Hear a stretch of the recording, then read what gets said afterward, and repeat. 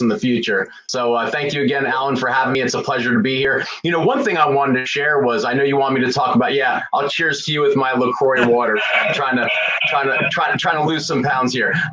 Anyway, back in 2000, actually, I had just worked at a .com right out of college. And 9 months in, I was laid off from the entire sales force. Right after that, I had an off-campus meal plan that actually lasted for about a year and a half. That went belly up. So really, out of college, my first 2 bats and swings were 0 for 2. And then, of all things, I decided to start up a mortgage company with my business partner, Steve Johnston. And he actually started up the company on his kitchen counter with a credit card, and for $3,000 got that off the ground. So we actually started, me, him, and his sister, selling mortgages. And what would happen is, if people called in for Rich, now just imagine we're on a kitchen counter. So when they called in for Rich, Steve or his sister would answer and say, "Thank you for calling Johnson & Johnson Financial. How can I help you?" Then they transferred me. So we built a small little company, grew to about 3 people at the beginning, then grew to 12 people working out of a home, doing over $1 million in sales. Like, it was bootstrapped, it was grassroots, we were making really good money. So that company is actually what fueled the larger success, which was home discovery. And I know you didn't really want to talk a ton about home discovery, but I just want to give some context that, coming right out of one recession, right after, and then, by the way, the mortgage company had been going for about 10 months when 9/11 hit. So I've now been through 3 financial crises before this one, and we could talk about that later too. Hey, Rich, I do think it's relevant because, even though home discovery went on to be really big, right? It actually started just like it almost could have happened today, because people are starting companies, are being forced to start small companies in their living rooms with a credit card right now with a few $1,000s. And just because that one ended up getting big doesn't mean that it had to. And even though you ended up adding all these staff, you could have very well built that virtual, and you could have built, I could argue today you could build that today differently in a more virtual model. And it's actually I think the more I think about it, it's a very relevant story about what people could do today. Absolutely. Yeah, so that was a good run, and we built it up to the real estate company, and the Cliff Note version for there, but a few people online I haven't met before, and we got a $5 million investment from the founder of Outback Steakhouse, grew it to 300 people who are also salaried agents across the state of Florida, and basically peaked at around 15 million. We're getting calls from VCs in 2005. And literally 2 years later, had to then lay off all those 300 people. So I share that to give everybody some context that I've definitely had some wins, but I've actually had more losses. And I think the losses end up making you stronger and more resilient. And I think Alan knows pretty well a very pivotal moment in my life. Probably the most important and impactful 2 weeks was my real estate company, Home Discovery, for all intents purposes, has pretty much a win under about August 1st of 2007. So just imagine this, a company that was flourishing, winning all these governor's awards, doing lots of amazing things, had to lay off 300 people. When the company was practically insolvent on August 1st of 2007, 2 weeks later, my oldest son, Ethan, who's now 12, was born. So I share that with you to just say, for those who are going through tough patches, family, layoffs, what to do with their company, I've been through a little bit of it, so I'm happy to talk about those things, or offline as well. So, and you wanted me to talk a little bit more about the other startup my wife and I did, right? Yeah, but I think I'm really, yes. And I think that I love the fact that we just touched base on home discovery again, because I remembered how big of a success, how big of it, but again, the more I think about it, it really was actually is very relevant to what someone could do today, just with the computer and a small team virtual. Yeah. So you did have that, and and you did have that thing implode because of, as people remember, in 06, 07, we had a huge real estate crash. So that really is what really did you guys in with that, because it was a real estate play. So after that, you were searching for your next thing, and I thought, by the way, the thing you did with Active Avenue, I thought was, still to this day, I think was freaking awesome. And I still, in my mind, still could have and should have been a big deal. But it is now with Nextdoor. We were a little bit before our time. Yeah, we were a little bit ahead of our time. There's so many of us that we did get things ahead of our time. So So then I just for the sake of time, I would like you to talk about, we know you, I'm going to even just kind of cheat here to say, we know you built a company called AirHeads and sold it, which was a big trampoline arena for families. But ultimately, that wouldn't be something that someone would probably try to pull off in the next 12 months, right? That requires all that capital. And it's interesting, so the last 3 years, as you know, I worked with early stage startups at the Tampa Bay Wave. And if you would have asked me 3 years ago what an MVP meant, I would have thought we were talking about Tom Brady or LeBron James. So when I look at AirHeads Trampoline Arena, it was 15 to 20,000 square feet spaces that we had. But if you were to rebuild that today, you wouldn't build out a 15,000 square feet space, get a lease, fixed costs, etc. You'd put 6 or 7 trampolines together, bring it to a birthday party, make it remote, test it out at carnivals, fairs, etc. So the point is, there may be some more nimble ways when we're actually able to go out in the public again. So interestingly enough, that was, about a $250,000 friends and family raise. So certainly not something you just start up overnight, but there are different ways you can build a lean and mean entertainment business if you had to today. Okay, good. And I'm going to it's on the agenda. I want to talk about MVPs and testing and so forth. I've got that on the agenda later. So you successfully built and sold that company, and that's when you started. Okay, when you did that, you didn't immediately come to the Wave. I remember. So you kind of had time. You had a little bit of money, time, and your family, and you're a very dedicated, close father and husband. I know that about you.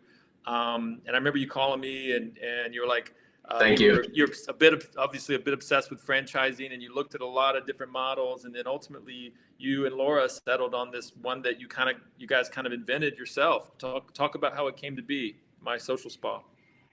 So yeah, you're glitching a little bit, but anyway, so my wife jokes that she wanted to write a book, help ... I married an entrepreneur. So after we sold the trampoline park, she kind of said it was her turn to come up with an idea and bring it to the market. Good. Okay. Basically, at that time, I don't know who's ever heard of Paint Night on this call, but Paint Night was a model where rather than going to a brick and mortar art studio, they would do these outings at restaurants and bars. So think about it. You could literally get 30 women, 30 couples together in a bar, and they'd charge $30. The bar, they didn't have to spend money to be there. The bar and restaurant just made money from them actually buying drinks. So think about it. You could literally go into business with no brick and mortar, no fixed costs, variable, overhead with establishments. So my wife came up with the idea to do spa products. And I know for what seems like more gentlemen on the phone, you're probably like, what the heck is that about?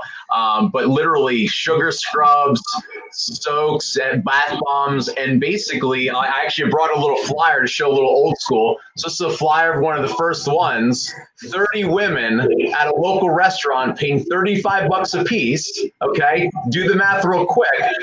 The events were averaging $1,000 per, and literally it costs maybe $500 to start. Did you get all that? Yes, we did. Yes. Cool. Okay. Awesome. So yeah, that was the premise of it. But literally, I mean, we spent, around $500 and got it off the ground, literally set up Eventbrites, which you just pay a small, percentage on each transaction. We did some Facebook ads. We did some grassroots marketing, and literally, we were doing like $1,000 per event. My wife definitely wanted to be more home with the kids. So, she would do probably an event every couple months. But now what she does is not as many events because we have 3 boys all, in elementary school. Now she'll actually make orders. So if people want to buy 25 bath bombs, she'll sell them and make a few hundred extra bucks. And it's a nice little small secondary passive income stream for the household, which never hurts, right? Right. Yeah, absolutely.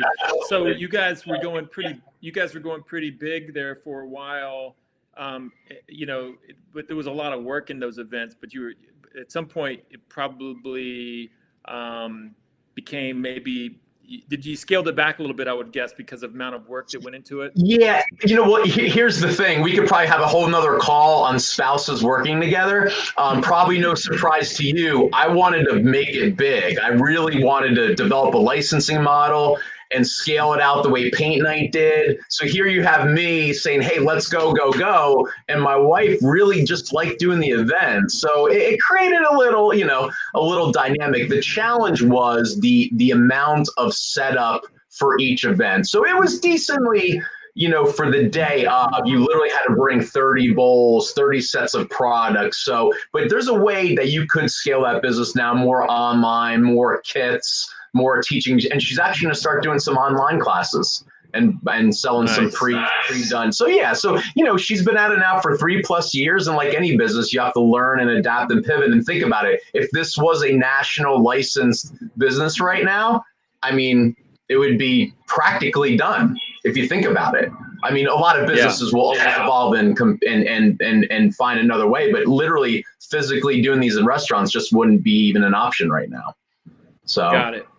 So this is good. I think we're doing this. That was great, Rich. The fact that you and Laura, you guys were doing this was again before you came to the Wave and started doing all the great work you did at the Wave. It's incredible. Thank you. I would say that that it takes a lot. I think people are very few people are able to really make something like that happen and get off the ground, especially between spouses. So I want to transition a little bit here. I think this is from a good timing perspective to talk about some before we turn it over to questions from the group and get interaction from the group. Frankly, like I said, I can turn over the mic and anybody can join this conversation here shortly.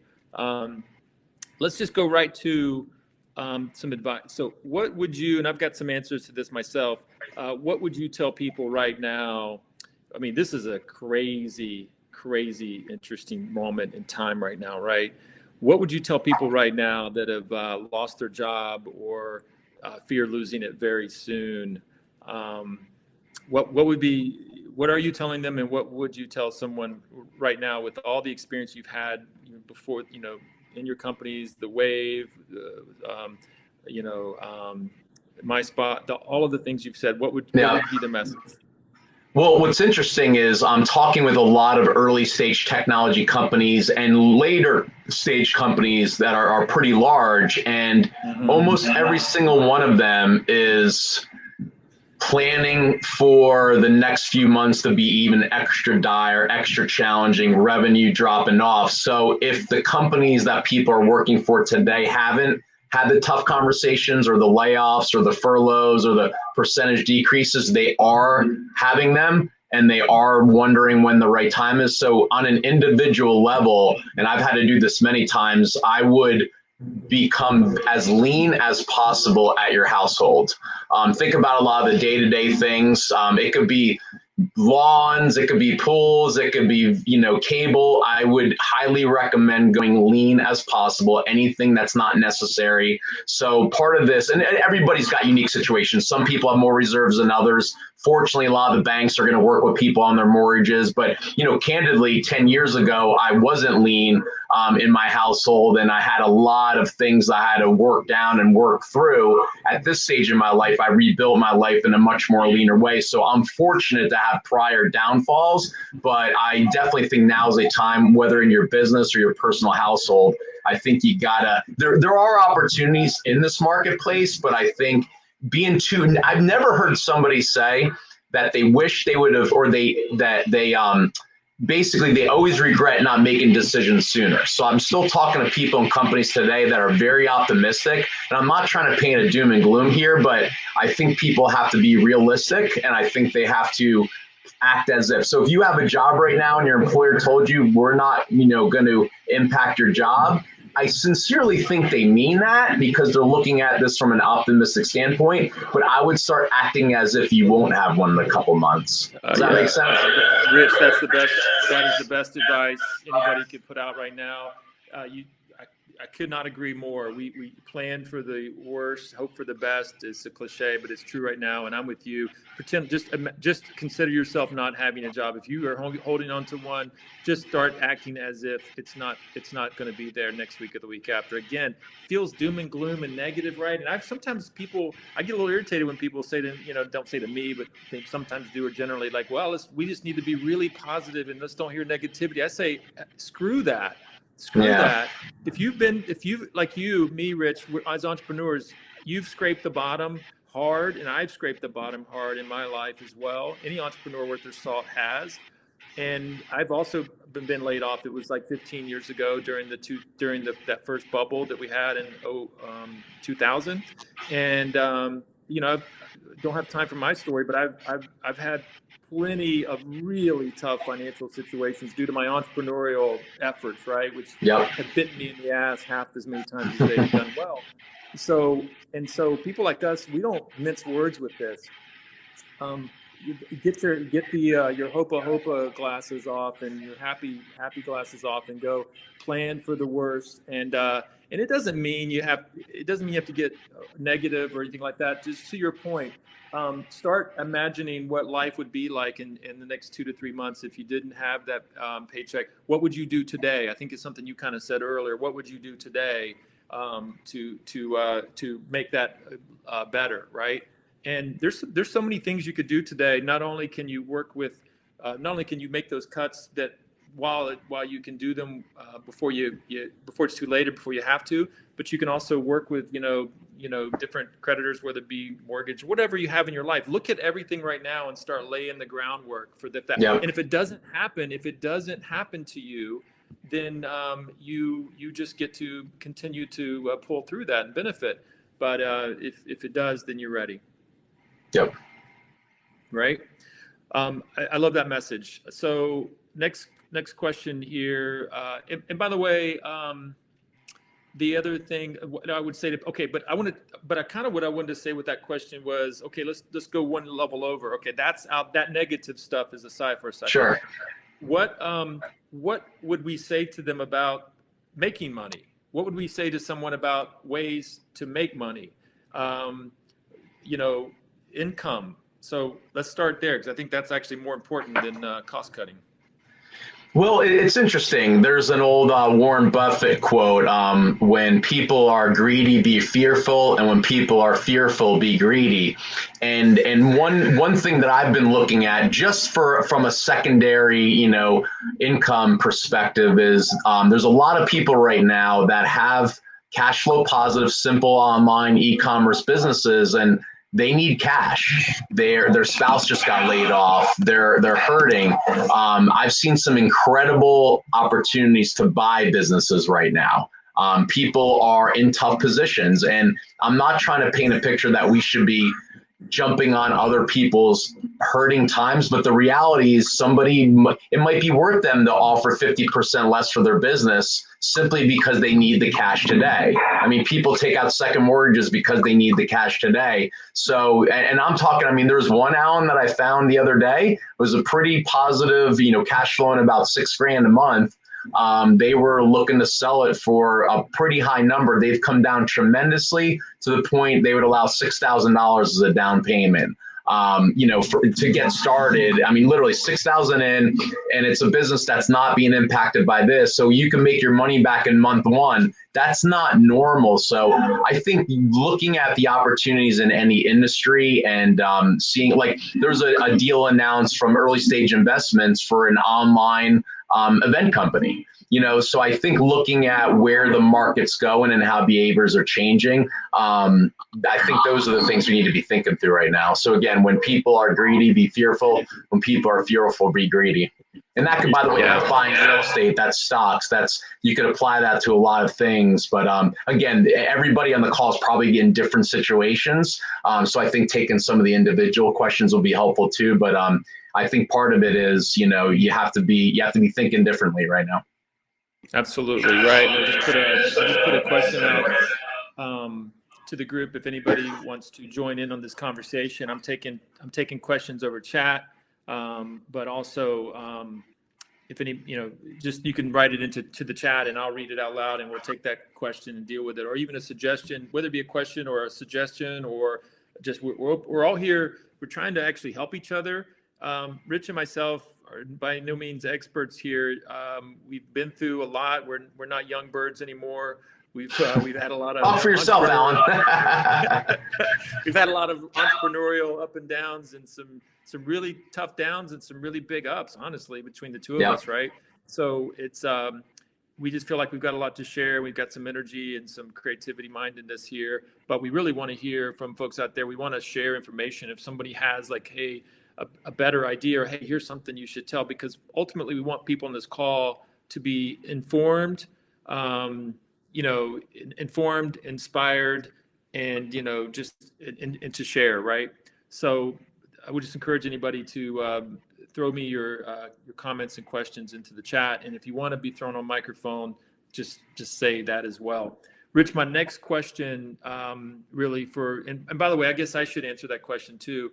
What I'm telling people is and we're going to get into this, of course, is to be thinking about a side business, not just thinking, get started on a side business. I'm using the word side business, which is all encompassing to home business, solopreneur, freelance, anything. If you're in a job today, you talked about cutting costs, Rich, you're absolutely right. But the other side of that ledger is to start thinking and setting the groundwork and laying the groundwork and putting the research and the work into alternative income opportunities for you and your family. Even if it starts small, it could be as small as selling stuff on Etsy, or we're going to get into some examples, or it could be bigger than that. If you're a professional with a kind of a service level talent, you potentially could start freelancing on the side. You can start doing little things, bigger things. We actually are going to get into that on this call. But that's my advice to people, is to, as much as you're cutting costs and getting lean, you should also be laying your groundwork for income generation. Whether you're going to start a company, which is, a bigger, it could be a company of you, your wife, or just you. Company is just a shell to hold whatever you're going to do, or it can just be make stuff and sell stuff, or make yourself available to do things for money, for pay. Things you can physically do, things you can do with your computer keyboard, whether it be you're a marketing person, or you're a writer, or you're a photographer, or maybe you just want to get out and help do deliveries, or whatever it is. Get used to the idea of a side hustle and a side business. Start experimenting with that. Start thinking. If you're not going to jump in, at least start researching it, thinking about it, bouncing ideas off, talking to your friends and family. Get your head around this idea of a side business, home business, or solopreneur, and start experimenting with it on your off hours if you're still in your job, so that when that day comes, you're closer to be able to turn up the volume on that and make more of it, right? You want to add something? You want to add to that, Rich? No, I think that's very important. It's interesting. A pretty close friend that goes to our boys' school, they were making $60,000 a year by going to the dollar store, right? The dollar store, buying things for $1, or buying things on clearance and turning them around and selling them on Amazon and all these other sites. Think about that. Like just flipping, just simple. And when everybody hears the word flipping, all these fun real estate shows these days, they think about flipping real estate, but there's so many things that can be flipped. And I realize, again, in this day and age, the current, environment is unique. To go to the dollar store right now, obviously you want to be very careful in doing that. But the moral of the story is there's a lot of things that can be bought online. And one thing I think I shared with you earlier was, for those who haven't heard, there's a site called Jungle Scout. And it's a subscription. I think it costs maybe $30, $40 a month, but you can it's a program where it can give you an extension on Amazon, and you could actually find out what other Amazon retailers are selling and how much they're selling. And what they do, Alan, they have an algorithm that comes up with what's called an opportunity score. So you could actually see items that you can make some margins on, that are not overly competitive, and literally you can help to build a business simply by using your algorithms and start to, I mean, you and I right now can launch an online business by this weekend if we wanted to. It doesn't mean we have to make it. What's that? That's Jungle. I'm sorry, the name of that. Yep. Junglescout.com. Junglescout.com. Okay, you know what I'm going to do, and I know people are going to ask for this. Let me check. I just checked my lighting, by the way, guys. Hold on a second. I want to see. Hold on. You said a nice romantic mood there, Alan. What okay, I need it. I think I need it back on halfway. I'm doing some lighting. That's too high. All right, like maybe right there. Yeah. Okay, so thank you for that, Rich, because we're going to put a little list of resources together that come up on this call, and I'll share that out I'll make it available. But I had never heard of Jungle Scout. So it's incredible. Yeah, my wife and I actually use it. Yeah, we actually use it to check out opportunities. To launch an Amazon-based e-commerce company, right? So okay. And by the way, I have a friend not a friend, is a friend of a friend. I met him at a little party, and I'm still obsessed with this guy. In fact, I wanted him to come speak to my class. I don't know. He was doing the same thing. He was buying up like women's hair care products in like wholesale surplus places. He would drive around the state, right, finding these things, and then he sells them on eBay, I think it's eBay for like a really big markup, but he has to hustle. By the way, he's like, Alan, I make a lot of money. I do great, but you don't understand, all of my weekends and even some of my nights, almost all my nights and weekends are taken. I have to drive around and find these overstock situations for these women hair care products. He happened to find a product that ends up in a lot of surplus situations, and he just rejigged it, right? So I don't love that one. You got to do what resonates with you. That would not resonate with me, but it resonates with certain people. That's like, you know it when you see it. You know it's in your bones. There's so many options out there, things that suit you, that resonate with you, things that I know I can do that. No, that makes me excited and motivated, right? And that one worked for him. And like your friend who did what he did at the dollar store, she everybody, and that's back to the point earlier. You need to start experimenting, exploring, and probing, and experimenting, and trying to find a thing that not only that works, which is obviously important, but something that clicks with you personally, right? That makes sense. It's got to click with you personally, and it's got to work. Which obviously my social spot clicked a little bit more with my wife, not as much me, but yeah. You got that, that's why she still does it today and I don't, and then I want to ask another question. So let me ask you this, Rich. What do you think? Do you think the new? All right, how serious do you think this impact is by way of? Because I think where my opinion is on this. I'm kind of giving it away. Is the advice we're giving right now, I feel like is probably semi-permanent in terms of our world and our economy. I'm calling it like the New World Order. It's an old phrase, but it feels right to me now, right?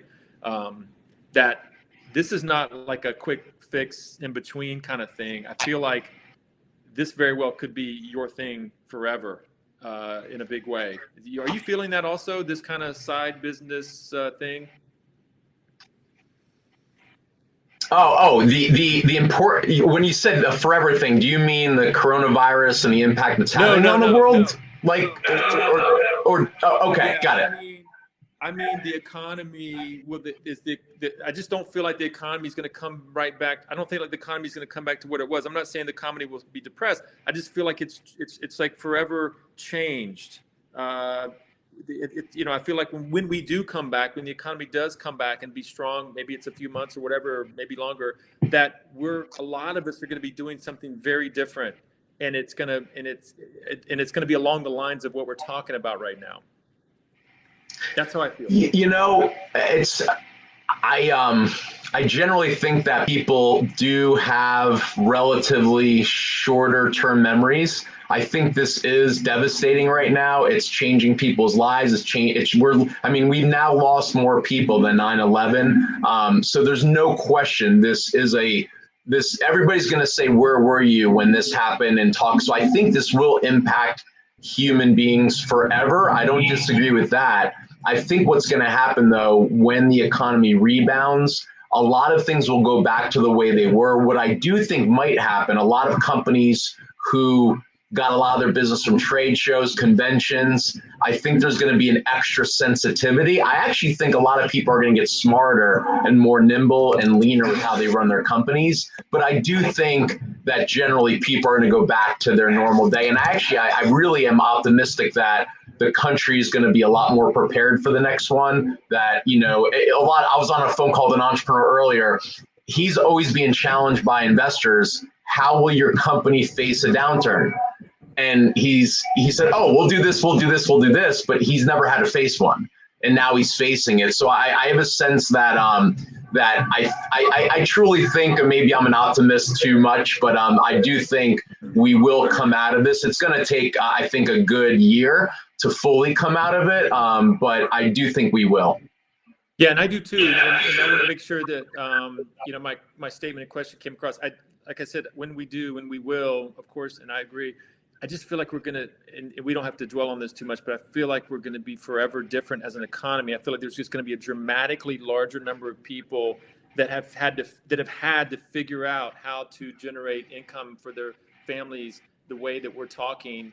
Yeah, that may never, and that may never never go back to a job again. Because why? Here's the good news. The why that I'm hoping for is that that a good number of these people find freedom and wealth and great income and freedom in these new solo opportunities, that warms my heart, makes me really happy for our future, honestly, because I want that for more people, honestly, than as opposed to so many people that are grinding away in jobs that they hate. And I would love for like a big pie of the economy to open up for people to find more happiness, fulfillment through self-employment and solopreneuring and home-based businesses, and never have to go back to a job. I would love that. That's where I was going. Well, it's interesting. I think our up and coming generation, if you will, the millennials, I think they've figured a lot of that out. I mean, I think I read the stats somewhere like over 50% of them have side hustles and have diversified revenue streams. And I think we can learn a lot from that because, going back to my real estate story briefly, all of my income was in real estate. My investments were in real estate. My company was in real estate. And when the real estate bubble burst, it all kind of cracked after that. So no, I do think the learnings from this will, and it's interesting being an entrepreneur, and I'm sure you get these questions too, a lot of people who have more safer, conservative corporate America jobs. And if that's what makes them happy, that's great. No knock on them, but they're like, Rich, how do you feel about the instability of being an entrepreneur? And I'm like, well, the person asking me has had 3 layoffs themselves. I'm like, I don't know how stable it is in corporate America anyway. You know what I mean? So part of it is we've only got one shot at this life, right? And I think a lot of us keep an eye on the ball and what makes us happy. And as you and I know, in the tech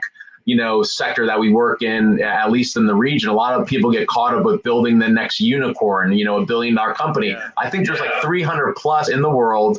And don't get me wrong, who doesn't want to build a unicorn, but the failure rate for tech startups. So to me, some of these concepts we're talking about, Alan, and a lot of the resources you're going to share after this call, having a lifestyle business, a lot of people turn a down eye to it. But if you're able to provide for your family and have flexibility and freedom as well, to me, and I think that's the real inspiration. I got to give you a lot of credit, my friend. I didn't have a chance to say this earlier, but for you to write your book, Quit to Start, not knowing what was going to happen in this world, you honestly could have just said, you know what, I got a book off the ground, I'm an author now, and I'll come back to that messaging. But I think you said, you know what, I'm going to lean in, I'm going to double down. And yes, is today the right time to quit? If you have income coming in, maybe not literally today, March 31st, but it's the mentality. So I think what you're doing is more of a movement and starting to think ahead and plan ahead. And, and I think part of it, sometimes, we talk about entrepreneurs have to go all in. And I actually think that can sometimes be an irresponsible message. And what I mean by that is for somebody who's got income today and to literally quit, not saying you're proposing this, but to quit tomorrow and not, to your point, having tested it, do an online sale, figure out a minimal viable product first, build it nights and weekends. It may be some, but build it along, get a little proof of concept, a little confidence that you have something. Shoot, it could be going to the dollar store, like I said, and reselling product, and then gradually make that move. I think sometimes people get caught up and you got to go all in. And yes, that can be the case, but there's some very successful companies in Tampa that have had meaningful exits, and some of their employees along the way were building the platform for their next company, launched their next company, and already had customers, but they're building it methodically and gradually along the way. So I think part of this, Alan, is this is a marathon, not a sprint. And what I would really challenge each of us, starting with you, starting with me, and friends like Skip and Steve and Eric and others on the phone, is on March 31st of 2021. So 1 year from now today, what do we wish we would have started today?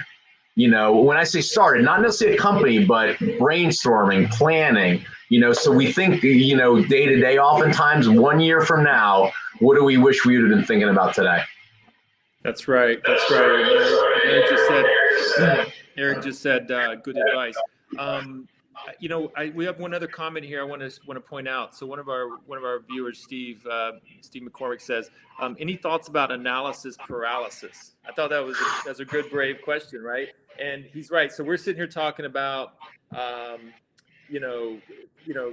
when I first read that, I was thinking, it's overwhelming right now for a lot of people to actually be brave enough to investigate entrepreneurial endeavors, and especially if you don't have an entrepreneurial bone in your body, it's a tough endeavor. So there's that component of analysis paralysis where you're just afraid, and you're not doing any research, you're not doing any testing, probing in a very meaningful, purposeful way.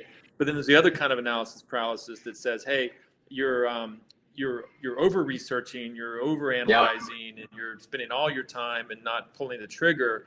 My first take on that is, if you're in a job, then I think as much analysis as possible, testing, probing, analysis, research as possible. No need to pull the trigger too soon, because one of the things that I know, Rich, is that sometimes we get led by emotions, right? We pull the trigger on the thing that gets us, right? Whereas when it comes to starting a business, you only get to pick one thing at a given time to put your attention in, and you need to actually have a very research data founded reason for doing what you're doing. It's not always the emotional, and sometimes you have to wait for the next trip. Sometimes you have to kind of let the emotion of something die and collect yourself. How many times as an entrepreneur, what I'm talking about? Something you were excited about 2 weeks ago, all of a sudden you sleep on it a little bit more, and you talk to a few more people. You talk to a few more people, you read a few more, you're like, maybe. It's like, oh my God, if I had rushed off on that, right, I would have done, it would have been stupid, right?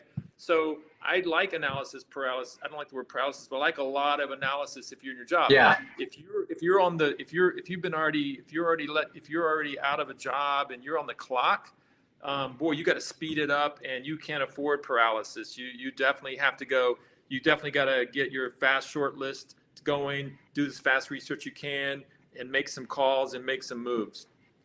What do you think? Yeah, that's a phenomenal question that he asked. I think, what I've learned, this is just for myself, and maybe others on the line can resonate. My biggest obstacle in entrepreneurship that has ever been and probably ever will be is what's between the ears. Your mindset and how you think, I think, is critical. So, ultimately, I think as an entrepreneur, you have to realize you're going to have some losses. It's just the reality. And if somebody goes 100%, never has a loss, a quote unquote failure, then they're incredible. But I think as long as you know who you are, as long as you know your faith, your family, your friends, you have to be comfortable in your own skin, because in today's day and age of online social media, everybody's always evaluating you. So part of it is, you could do some analysis, but eventually you just got to go leap and test and go do. And not until you, it's funny, when we started the trampoline parks, Alan, we did a lot of research, and there was maybe 3 open across the country. We felt pretty good about it.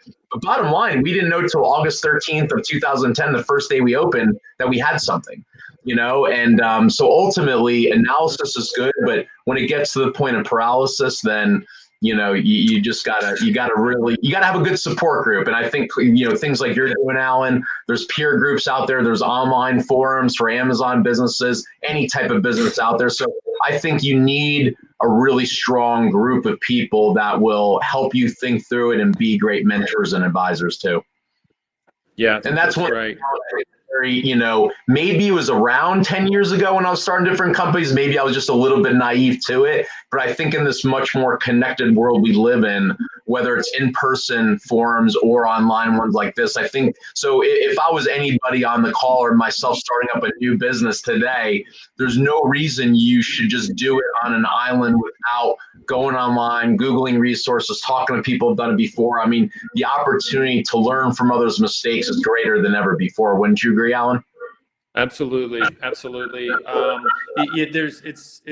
the greatest time. Honestly, it's the greatest time in the history of the world for entrepreneurship. No doubt about it. Just because the barrier to entry is so low, the costs are so low, the connectivity. Oh my God! Like the connectivity is incredible with social media specifically, and now of course video conferencing that goes with that. But that there's everybody you can reach. And one of the things I plan to share tonight that I'm going to just throw out there right now that a lot of people don't realize when it comes to testing, and Rich, you and I know this, it's so funny.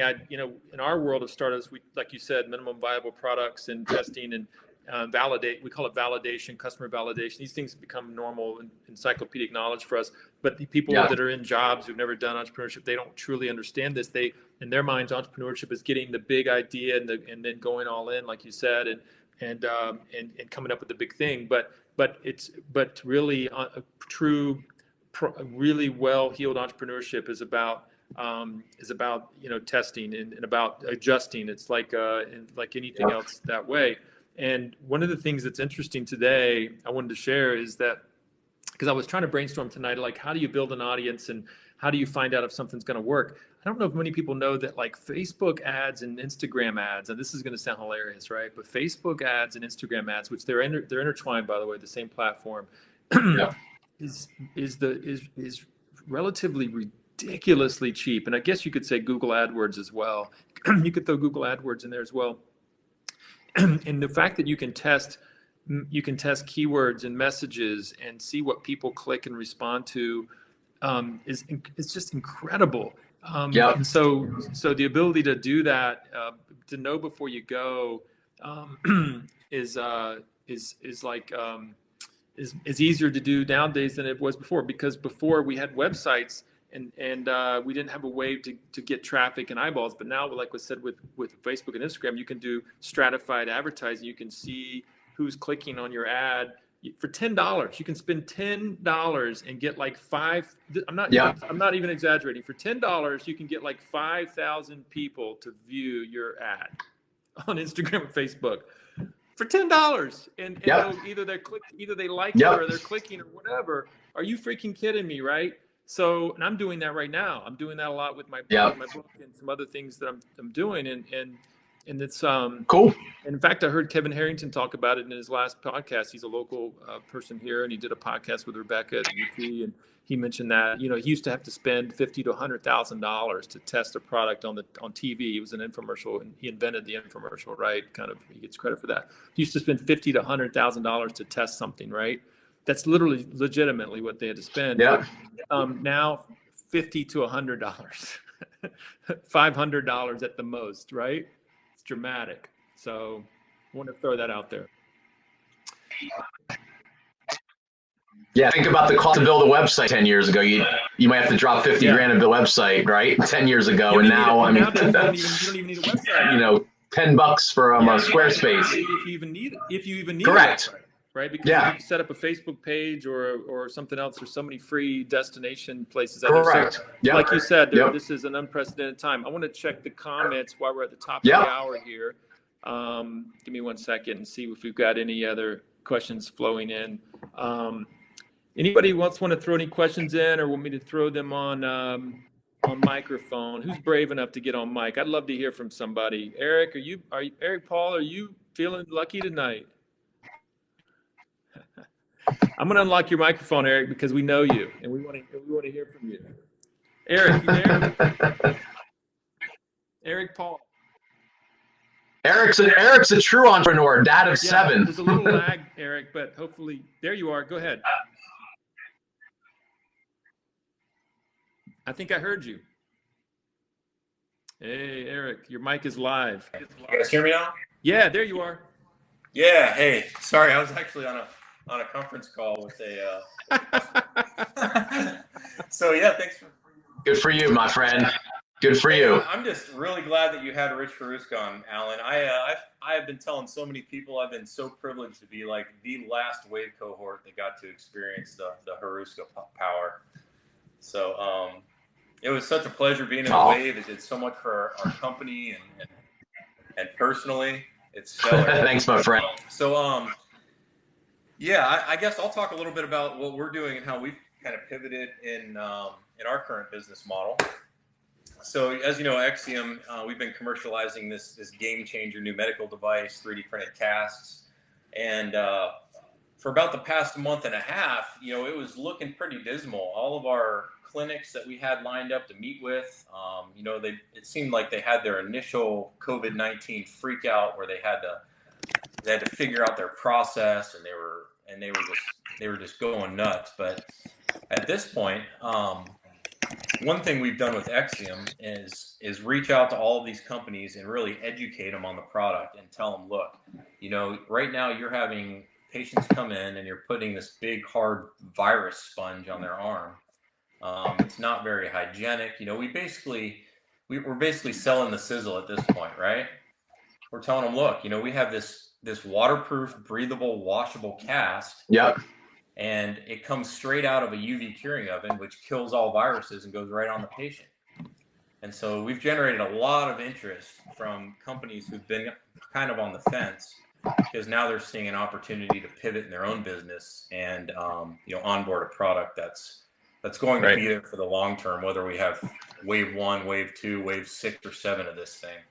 So Eric, let me jump in, Eric. So you've been, I had a chance to get to know you a little bit. You've got quite an entrepreneurial background, my friend. That's incredible. And so I'd love to hear you comment on, people that are, and you've been through, and you're not one of the young pups either. So you've been through a few things. You've been through a couple, at least one recession or more.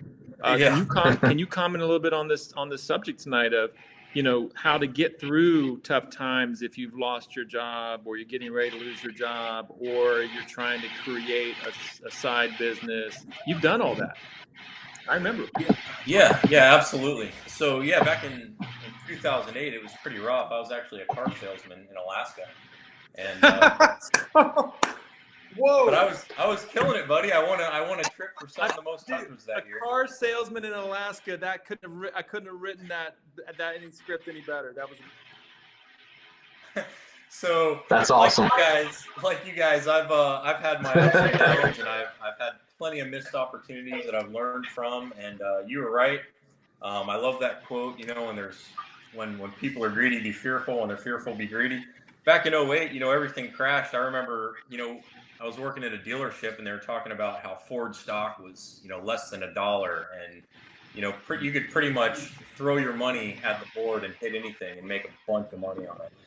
So I didn't have a lot of that money at the time. An older gentleman named Mike, I think he just sold cars because he liked to do it. He was super rich, but he's like, Eric, whatever you can do, take money out on your house, like borrow from credit cards, buy some stinking stock. And I bought like $1,500 worth of this and that. I sold it like a month later. I didn't make anything. But I guess along those lines, what I would say is right now, if you've lost your job, if you're struggling and you have a skill set anywhere, or you have an idea that you've been thinking about for a while that you think you can capitalize on, now's the time to act. Now's the time to execute, dig deep and figure something out. There's literally opportunity everywhere that you look. So there are government grants for things like rebuilding coral reefs. I talked to a lady at Synapse that was like, hey, why don't we come up with a new material and using your high-speed 3D printers, and then use graphene and 3D print coral reef parts so we can generate an electric current and grow coral reefs faster. I have no idea how to do that, but hey, there's an opportunity. Right. Real quick right now, what I've done in the past 2 weeks is, we've got a bunch of friends locally, and we've had friends that are nurses messaging my wife on Facebook and coming by my office to pick up N95 masks out of my mailbox because they don't have any at work. So I reached out to a bunch of people in my network, and I decided to source and sell PPE to help fill the critical supply shortages and gaps in the supply chain. So over the past week, I started a new LLC, Exium Health Services. Our website will be built tonight. I've got 3 suppliers in China, 1 in Mexico, and 1 in France for everything from hand sanitizers to NIOSH approved N95 masks, gowns. So, and there's big profit in that stuff, guys. So yeah, I love what you guys said. I've kind of been listening in the whole time, but yeah, absolutely. Execute on whatever idea that you have right now. Find a way to make money, and think about your own needs and how you can fill those needs. And just think that there's millions of other That's people incredible, that Eric. have those exact same needs that you can help fill. Right. Thank you, Eric. I appreciate that. And I think that's exactly a good segue into something that I wanted to say, which is, look, that right now, it kind of sounds obvious, but if you were to start something today, you have to literally look around and say, what do people really need and want right now in this economy at this moment, right? But something that you and your family might need or want, or your friends might need or want, or you can do it more of an analytical way of research. But fundamentally, what do people really need and want right now? They're going to probably need and want for many, for a period of time to come. Those companies I threw up there that were created in the recession or were created in a bootstrap mode, if you look at them, look at all the one by one, you'll see that really fundamentally they were all started by founders that were trying to fill. They were filling a need or something that the world and the economy was experiencing at that time, right? And so you have to just really, instead of creating the thing that you always wanted to create, or the thing that you're imagining would be amazing, you actually want to turn that upside down and go, what is something that people will buy, pay for, and really respond to, right? And that's ultimately, that's the way business works, especially in a tough economy. You don't have the luxury of going out and creating the vision or the fantasy thing that you want to create, or the thing that you're imagining would be amazing, right? Or that you've always wanted. That barely works in a good economy, Rich, right? Much less in a tough economy. You've got to be very customer driven, user, like you got to go where the demand is, where the pent up need and demand is, and work your way backwards from there. Rich, you would agree? Yeah, one thing that Eric said that was extremely powerful. Yeah. You with me? One thing that Eric shared that was so powerful was those who went to the local Synapse Summit. One of the keynote speakers, Jeff Hoffman from Priceline, he talked about you need to give yourself an unfair advantage. And he didn't mean unfair in a bad or manipulative way, basically leveraging your talents or knowledge or skill set. So think about Eric. He sees an opportunity to help. He sees an opportunity to help his family build further diverse revenue streams, and he's building a medical supply company that he knows a lot about, leveraging existing relationships. So what I think Eric's spot on is he's leveraging something he knows well. He's got resources, he's got passion for it, and he's given himself a more optimal chance for success by giving himself an unfair advantage. So I think that's pretty pourful as Eric's message. Good job, my friend, Eric. And it's interesting, me, it makes me think, it sounds like on the Exium product, you're evolving the messaging a little bit. I don't know who saw the recent Carvana commercial. They said providing you a safer car experience. So it's funny, as you think about Carvana, safer wasn't really the messaging and their core differentiator, but now they're saying it's a safer car experience, which it probably is, because going to a car dealership, exposing yourself. So I really think sometimes it's just adapting the message as well. Yeah, thanks, Eric. I'm going to hop to another question here. Rich, we'll probably just go till about 8:30 here. Just another 5-10 minutes. It's getting past my bedtime, so.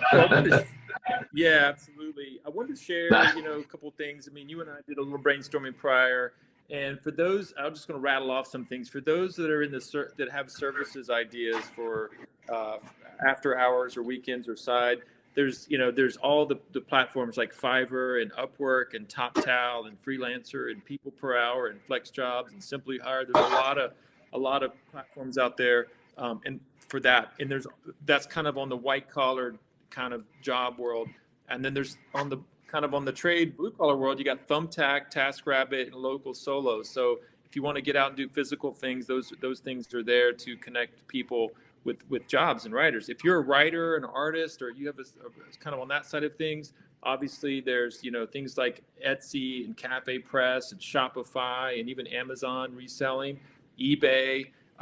If you got things in your world that are used that you want to sell, that's a big space, right? One of my favorite platforms is one called Mercari, Mercari. It's a little bit better than OfferUp, LetGo, obviously Craigslist, but Mercari is a pretty impressive place where you can sell branded name things that are used or slightly used. So a lot of folks get back to what you said earlier, Rich, about that. And then I mentioned Instagram and Facebook, building your followings there. If you're going to build a website, there's two that come to mind that are really good. Wix and Squarespace are really easy to use, don't require any programming, and make really great websites. Wix, that's Wix and Squarespace. And then finally, Kickstarter, Indiegogo, and GoFundMe are some good options if you want to do something bigger and create a bigger following. But I just thought I'd throw some of those out there for folks. But I think the biggest thing is, again, the big message tonight is to research and do and test and get feedback, and do as much researching, testing, and feedback as you can to find what is going to click and work before you kind of lean into that solution, right? Rich, you want to go? Yeah, I think when you talk about testing and getting feedback, I highly recommend don't get it from just your direct network and friends and family. A lot of times friends and family are just going to tell you what they think you want to hear and just be nice. I mean, we started up an off-campus meal plan back right when I was graduating USF based on the feedback all of our friends in college and the fraternity told us, oh, sure, I'll buy an off-campus meal plan. Oh, sure, I'll buy it. And then when we launched a product, not a lot of them did. So to build on that point, I think getting true feedback from people you don't know, and there's so many tools out there in which you could do that, So were there any other questions, Alan, that or? Let me take a look here. So see our friend Chad Walker. Any other questions out there before we wrap up? I've got a couple of moderated questions that are up here. Okay. Just came on. Okay. So, hey, Carl, I'm going to try to turn you on.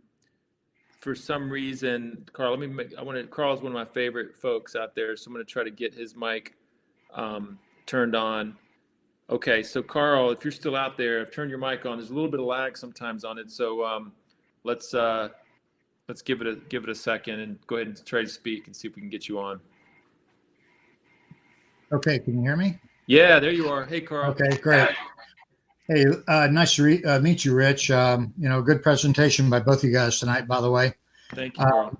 Early on, I was going to comment on the chat, but for some reason it wasn't working. It's probably operator error. But anyway, one of the things you said about making the mistakes, I think a lot of people are just afraid to make a mistake. And I got to tell you, I'm a little bit older than you guys, and recently celebrated my second 35th birthday. And wow. And I've been in sales and marketing for probably over 35 years. And made a lot of mistakes. In fact, I tell people I've spent close to $250,000, and I've made that many mistakes as well. And unfortunately, it's taken this long for me to figure it out. And I think a lot of people do a couple things wrong that I'd just like to throw out there because I made these mistakes. Number one, being afraid to make a mistake. Yeah. And also I was recently told, somebody came up to me and said, Carl, why would you try that again? Why would you try something different? You tried so many things that didn't work. I said, well, I don't really feel that's the time to crawl into a corner and stop. I think it's time to continue on and learn from those mistakes. And I've learned from every one of my mistakes, a lot more than I've learned from my successes. Yep. And the other thing is I think they fail to ask for help. They think they need to do it on their own. They don't look for a mentor. They don't look for somebody to help. Alan knows, I mean, that's kind of what I do now. I kind of mentor people and try to help them. Great. Most don't have two nickels to rub together, and I just try to help them. But I think they fail to ask questions. They fail to do the proper groundwork. But the biggest thing, they're afraid to make a mistake. And if you're going to be afraid to make a mistake, you're going to get stuck, in my opinion. Yep. Mm-hmm. Agreed. Yeah, I think it's good, Carl. Hey, Rich, you'll appreciate this. So, Carl, everyone knows about AutoTrader. Yeah, of course. Yeah. So a lot of people don't know it was founded here in Tampa Clearwater area. It was started here in the Tampa Clearwater area. And Carl was right there at ground zero when AutoTrader was started, and he was No, I wasn't. No, you were inner circle, Carl. You were inner circle. No. Basically, what it was is after Stuart Arnold that founded the company, after he sold that, he went into the television production business, and I went to work for him as a business developer. He wanted an idea person, which was great because he had about $150 million to play with. And so he told us no matter how many businesses we did, all we need is 2. And we have another AutoTrader. But that's an interesting story about how his success came about, which is I looked at him as a mentor. And I won't take up your time with that. Carl, I got to interrupt because please do briefly tell the AutoTrader origin story, because you knew the man, and you were even though you may not have been there at that point, you were there soon thereafter, and you know that story better than anyone. Please just give us a quick version of that. Yeah, I'll try to do that. Basically, he started that out of frustration. Stuart had been an editor for a sailboat magazine out in California. And he came back to Florida because he went to Stetson College, or not Stetson, I'm sorry. It was a different school. Anyway, but he went to the St. Pete Times, and he wanted to put ads for cars in there with ugly little black and white pictures. And he waited about 45 minutes, and they didn't see him. So he said, screw this, I'll do it myself. So him and his son got a mimeograph machine. You guys probably don't even know what that is, but it's like the early days of printing. And the ink used to smell great. But anyway, they would tell people that for 25 cents they could list their car on this green sheet type thing, and they stood in the middle of 66th Street and handed them out to people who were driving by and stopping at lights. And all of a sudden, people started contacting him and saying, "Look, can I list my car for 25 cents?" And then he realized maybe he needs to put together a magazine, so he put together the magazine and charged $5 to advertise your car with an ugly black and white picture in it. For 4 weeks. And so I said, well, that's how you made your money? He says, no, you got it all wrong. I made no money doing that. I said, well, why would you do that? He said, because I created a money machine. I created something that people wanted, they needed, and it was affordable, and they couldn't get anywhere else. So I figured if I make it quicker, faster, and cheaper, nobody can compete with me. He said it was costing me about $6 for every ad I put in there at $5. I said, well, why would you do that? He said, Carl, you don't understand. I had people standing in line for these magazines at 7-Elevens that cost 25 cents. And they would call me and say, when are your next magazines coming? And he said, it was actually costing me a ton of money. So then I went to the car dealers, and they said, can we put our cars in there? And he said, yeah, for $3,000 a month, because they were spending that much a week in the newspaper. Yeah. So he went out and he got 10 of those at $3,000 a month, which is where he made the money. He did not make the money off the others. The other cars that were put in there were the attraction to get people to buy the magazine. So it was brilliant. And I mean, I'm giving you the thumbnail. I'm not giving you the long story. No, but Carl, this is what I love that story. I wanted people to hear that, because something like AutoTrader, he sold that for We're guessing between 150 and 200 million. Around $200 million, right? And what I love about that is that it started with a simple, I mean, I got to say, guys, right now in a tough economy, if you lost your job, everything we've talked about tonight, you could be, now, I know we've had two versions of it. We've had the kind of stay small, create small, stay small, great, right? But for a lot of us are more ambitious, there's also this idea of creating the next AutoTrader and solving a problem. And look how little amount of money that he used, that he had to do this, and he was solving a problem, and he ultimately created this massively successful, massively wealthy enterprise right here in the Tampa Bay area. And great story. I just love hearing those stories, because I think people out there they really have both options at their disposal. In today's world, you could go create something like that, or you could create something that just provides for a great lifestyle, right?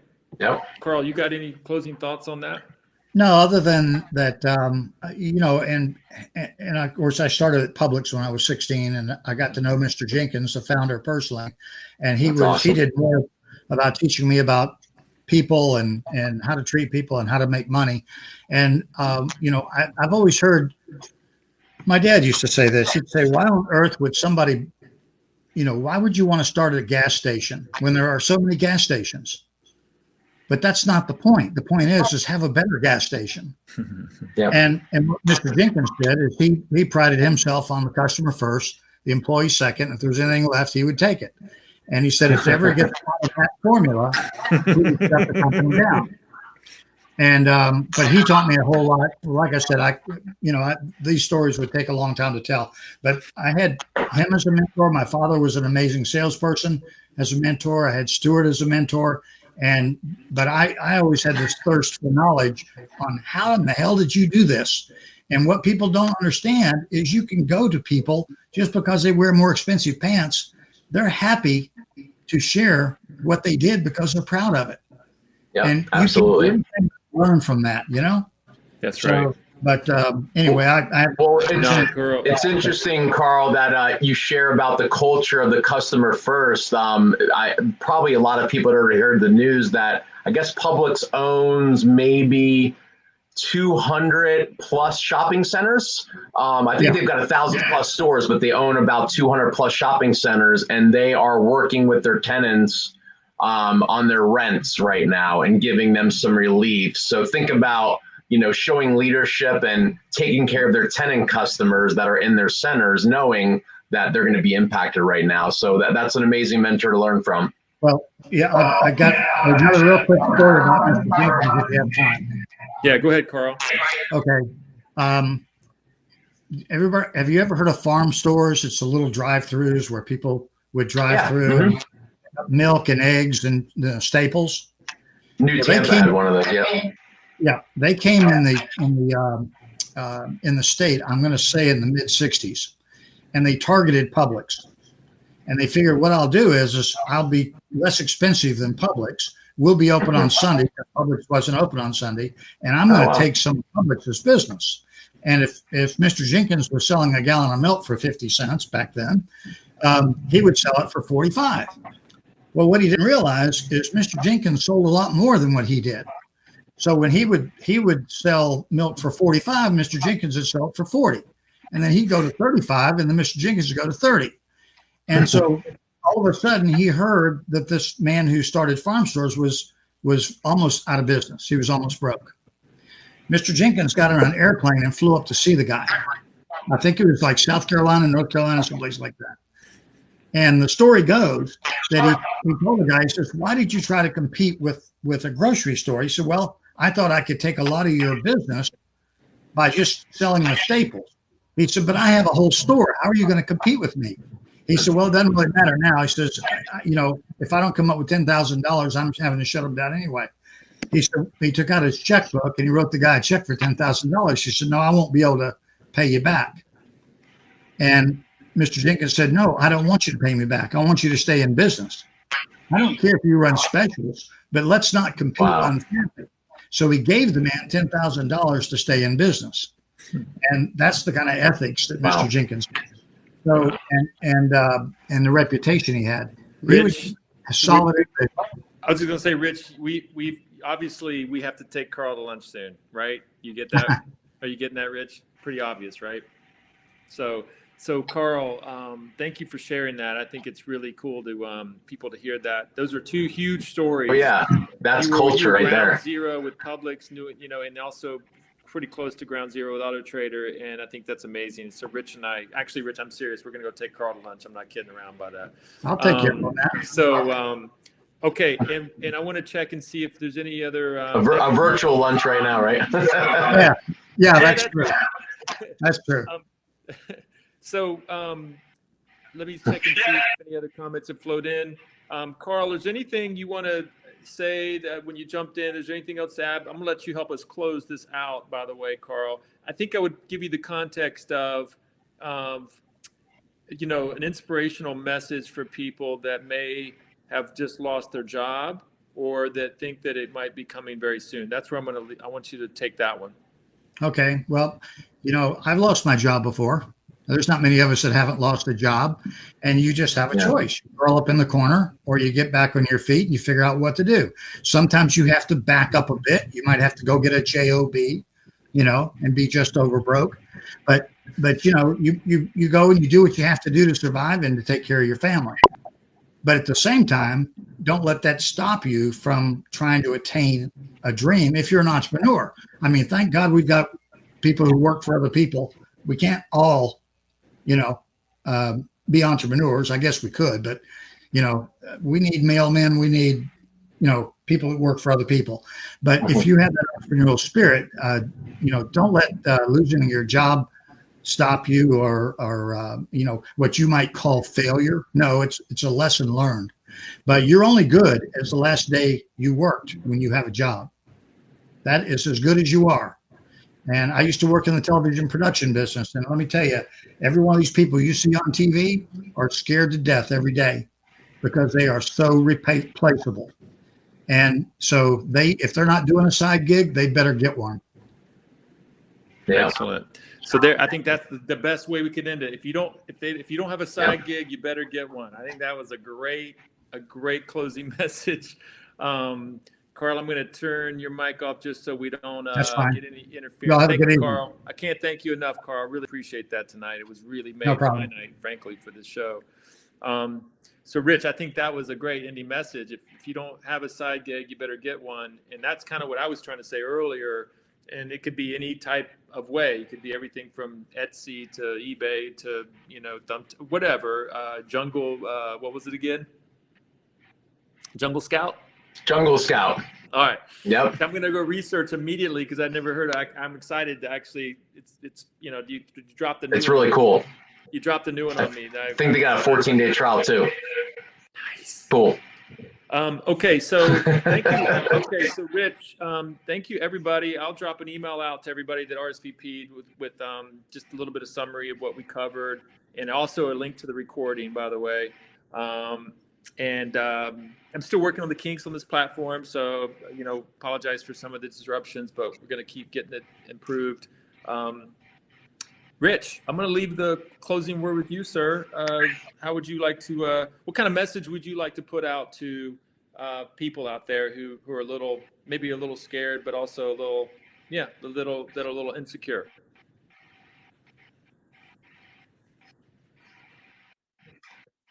Well, I already shared some of the tougher measures to take earlier, so I'm not going to repeat those. But I think at the end of the day, this too shall pass. It will. It's a matter of the timing it's going to take. So I really think in this time, we have to embrace the moments we wouldn't otherwise have had. I know working from home for a lot of people's tough. Homeschooling's totally unique, precedented, very, very disturbing, challenging times. But you and I wouldn't be on this, video chat right now, meeting some new people, spend time with your kids, spend time, whether it's learning new recipes to cook or spending time in your garden. Like, these are times to there are business stepping up, there are leadership stepping up on everybody. Business owners are like earlier with Eric. I mean, isn't happening. People talk about these major enterprises I think, I'll leave it with what I said before. A lot of people are fearful, but this is a time to be greedy the right way. Look at those other opportunities that are out there. Stimulus package, by the way, we didn't talk a ton about that, but for existing small business owners, there's a lot of relief there. There's a lot of resources there. So I heavily, and bottom line, Alan, this is something I haven't talked a ton about, but after my company went down,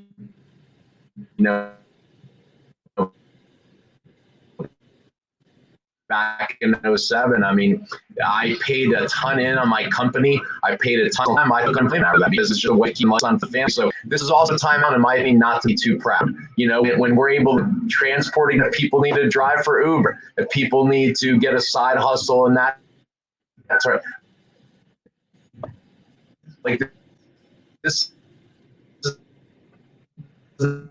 not a time to be too proud. It's about spending time with your family together.